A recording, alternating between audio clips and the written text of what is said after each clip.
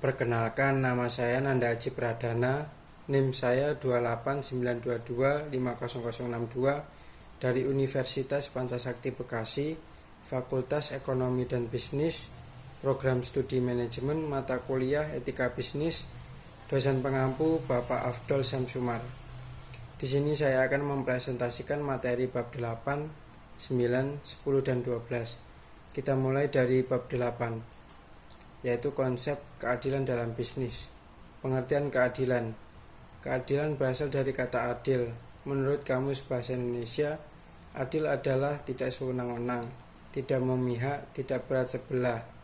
Adil terutama mengandung arti bahwa suatu keputusan dan tindakan didasarkan atas norma-norma objektif. Keadilan pada dasarnya adalah suatu konsep yang relatif. Setiap orang tidak sama. Adil menurut yang satu belum tentu adil bagi yang lainnya. Ketika seseorang menegaskan bahwa ia melakukan suatu keadilan, hal itu tentunya harus relevan dengan ketertiban umum di mana suatu skala keadilan diakui skala keadilan. Skala keadilan sangat bervariasi dari satu tempat ke tempat lain. Setiap skala didefinisikan dan sepenuhnya ditentukan oleh masyarakat sesuai dengan ketertiban umum dari masyarakat tersebut. Teori keadilan Adam Smith. Teori keadilan Adam Smith, menurut Adam Smith, yang disebut keadilan sesungguhnya hanya punya satu arti, yaitu keadilan komutatif, yang menyangkut kesetaraan, keseimbangan, keharmonisan hubungan antara satu orang atau pihak dengan orang atau pihak yang lain. Keadilan legal sesungguhnya sudah terkandung dalam keadilan komutatif. Ada 3 prinsip pokok keadilan komutatif menurut Adam Smith, yaitu prinsip no harm. Menurut Adam Smith, prinsip paling pokok dari keadilan adalah prinsip no harm atau prinsip tidak merugikan orang lain. Dasar dari prinsip ini adalah penghargaan atas harkat dan martabat manusia beserta hak-haknya yang melekat padanya, termasuk hak atas hidup. Prinsip no harm merupakan prinsip tidak merugikan orang lain, khususnya tidak merugikan hak dan kepentingan orang lain. Prinsip ini bertujuan agar dalam suatu interaksi sosial atau apapun, setiap orang harus menahan dirinya untuk tidak sampai merugikan hak dan kepentingan orang lain. Kemudian prinsip non-intervention adalah prinsip tidak ikut campur tangan. Prinsip ini menuntut agar demi jaminan dan penghargaan atas hak dan kepentingan setiap orang tidak diperkenankan untuk ikut campur tangan dalam kehidupan dan kegiatan orang lain. Yang ketiga, prinsip pertukaran yang adil. Prinsip keadilan tukar atau prinsip pertukaran dagang yang fair terutama terwujud dan terungkap dalam mekanisme harga dalam pasar. Ini sesungguhnya merupakan penerapan lebih lanjut prinsip no harm secara khusus dalam pertukaran dagang antara satu pihak dengan pihak lain dalam pasar. Kemudian persaingan usaha. Dalam perkembangan sistem ekonomi Indonesia, persaingan usaha menjadi salah satu instrumen ekonomi sejak saat reformasi digulirkan.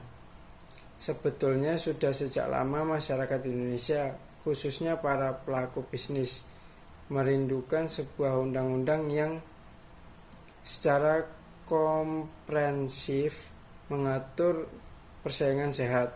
Keinginan itu didorong oleh munculnya praktik-praktik perdagangan yang tidak sehat, terutama karena penguasa sering memberikan perlindungan ataupun privilege kepada para pelaku bisnis tertentu sebagai bagian dari praktik kolusi, korupsi, kroni, dan nepotisme.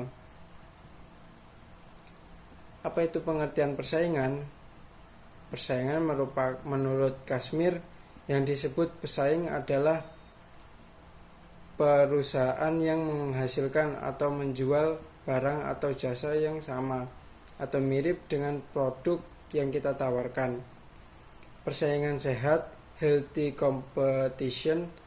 Istilah ini menegaskan yang ingin dijamin adalah terciptanya persaingan yang sehat.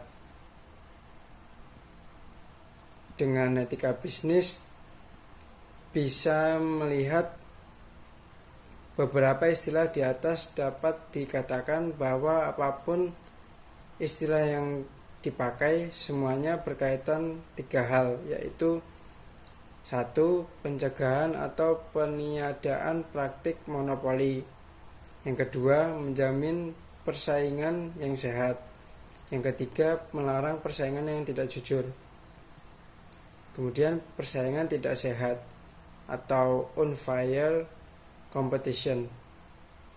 Persaingan usaha tidak sehat adalah persaingan antar pelaku usaha dalam menjalankan kegiatan produksi dan pemasaran barang atau jasa yang dilakukan dengan cara tidak jujur atau melawan hukum atau menghambat persaingan usaha.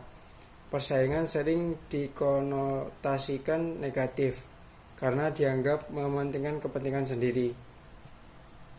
Yang selanjutnya bab 9, etika profesi dan konsep dasar keadilan dalam bisnis. Definisi etika. Etika berasal dari bahasa Yunani yaitu ethos, yang berartinya karakter atau watak kesusilaan. Etika berkaitan dengan konsep dan keyakinan individu atau kelompok dalam melakukan sesuatu hal, apakah itu benar atau salah, baik ataupun buruk. Berikut ini adalah tujuan adanya etika dalam kehidupan manusia. Yang ke-1, etika merupakan sarana untuk melatih kedalaman sikap dan melatih kemandirian serta tanggung jawab dalam kehidupan. Kedua, etika menunjukkan mana hal yang baik dan buruk, serta mengarahkan untuk menjadi pribadi yang lebih baik. Yang ketiga, etika menjadi arah bagi perkembangan masyarakat untuk menuju kehidupan yang lebih baik, sejahtera, tertib, dan harmoni. Etika juga memiliki manfaat dalam kehidupan manusia. Yang pertama, memberikan rasa tanggung jawab kepada manusia.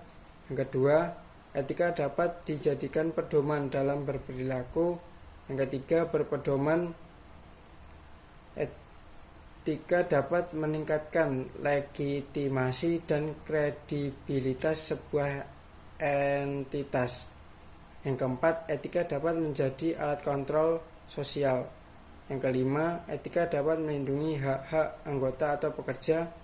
Yang keenam, etika dapat digunakan sebagai acuan untuk memecahkan berbagai macam permasalahan. Etika profesi.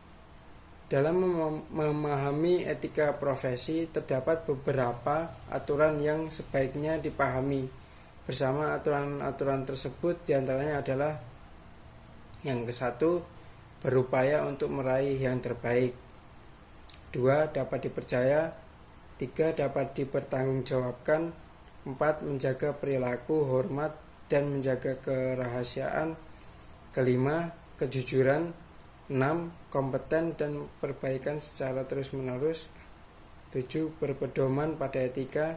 8, menjaga integritas. Apa itu keadilan bisnis? Menurut Harmony, mengungkapkan beberapa prinsip keadilan dalam etika bisnis yang penting untuk diketahui. Di antaranya adalah 1, adanya prinsip kejujuran.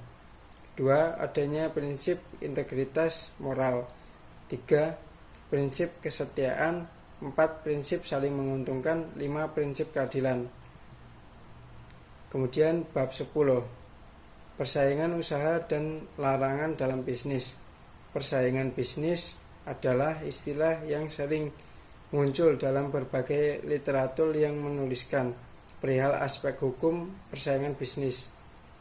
Persaingan adalah ketika organisasi atau perorangan berlomba untuk mencapai tujuan yang diinginkan, seperti konsumen, pangsa pasar, peringkat survei, atau sumber daya yang dibutuhkan.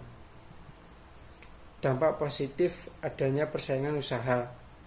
Kompetisi merupakan persaingan yang merujuk pada kata sifat, siap bersaing dalam kondisi nyata dari setiap hal atau aktivitas yang dijalani. Tuntunan dunia, bisnis dan manajemen yang semakin tinggi dan keras mensyaratkan sikap dan pola kerja yang profesional. Persaingan membantu pemerintah menanggulangi kemiskinan akibat krisis moneter yang melanda Indonesia sejak tahun 1997. Dengan bermunculan usaha baru diharapkan dapat menyerap tenaga kerja yang cukup banyak sehingga masyarakat memiliki penghasilan untuk memenuhi kebutuhannya sehari-hari. Bab 12. Relevansi antara etika dan bisnis. Di dalam kegiatan yang dilakukan manusia, semua diperlakukan yang namanya etika. Demikian pula dalam bisnis. Perusahaan tidak boleh melakukan bisnis secara semaunya saja tanpa memikirkan orang lain. Dalam membangun sebuah bisnis, etika harus dilibatkan. Karena bisnis tidak hanya berbicara tentang penghasilan dan keuntungan besar, akan tetapi juga memperhitungkan nilai-nilai kemanusiaan. Jika Anda tidak memiliki etika dalam bisnis Anda akan mengorbankan nyawa banyak orang. Dengan etika bisnis, dunia bisnis dan kesadaran semua pihak yang terlibat dalam menjalankan bisnis dengan etika akan dapat mengurangi kesalahan yang dibuat saat membangun bisnis. Relevansi etika dan bisnis. Kata etika yang secara etimologis berasal dari kata Yunani atau ethos. Harafiah berarti adat, kebiasaan, watak ataupun kelakuan manusia. Sebagai suatu istilah yang cukup banyak dipakai dalam hidup sehari-hari. Kata tersebut memiliki arti yang lebih luas dari sekedar arti etimologis dan harfiah. Dalam pemakaian sehari-hari, sekurang-kurangnya dapat dibedakan 3 arti kata. Etika, arti pertama adalah sebagai sistem nilai. Kata etika di sini berarti nilai-nilai dan norma-norma moral yang menjadi pegangan hidup atau sebagai pegangan penilaian baik buruknya perilaku manusia, baik secara individual maupun sosial dalam suatu masyarakat. Arti pertama ini misalkan dipakai dalam etika Jawa, etika Protestan, dan lain-lain dalam dunia bisnis yang telah lama dijangkiti berbagai mitos, antara lain bisnis immoral, bisnis amoral, bisnis sebagai maksimalisasi keuntungan, dan bisnis sebagai permainan. Salah satu keunikan ajaran Islam adalah mengajarkan para penganutnya untuk melakukan praktik ekonomi berdasarkan norma-norma dan etika Islam. Bahkan diakui oleh para ekonomen muslim maupun non-muslim. Dalam Islam diajarkan nilai-nilai. Karena itu Islam menekankan agar aktivitas bisnis manusia dimaksudkan tidak semata-mata sebagai alat pemuas keinginan menurut al-syahwat, tetapi lebih pada upaya pencarian kehidupan berkeseimbangan dunia akhirat disertai perilaku positif bukan destruktif. Kesimpulan, etika bisnis berlaku sebagai benteng bagi pemangku kepentingan. Etika bisnis juga memiliki fungsi yang mampu menyinergikan antara pemangku kepentingan dalam bisnis. Bisnis yang beretika akan membawa dampak baik pada perusahaan. Penerapan etika dalam kegiatan bisnis akan membawa dampak yang positif bagi kelangsungan suatu bisnis. Dalam dunia bisnis, etika memiliki peran penting bagi perjalanan organisasi bisnis. Bisnis merupakan aktivitas yang memerlukan tanggung jawab, moral dalam pelaksanaannya, sehingga etika dalam praktik bisnis memiliki hubungan yang erat. Bisnis tanpa etika akan membuat praktik bisnis menjadi tidak terkendali dan justru merugikan tujuan utama dari bisnis itu sendiri. Sekian presentasi dari saya. Terima kasih.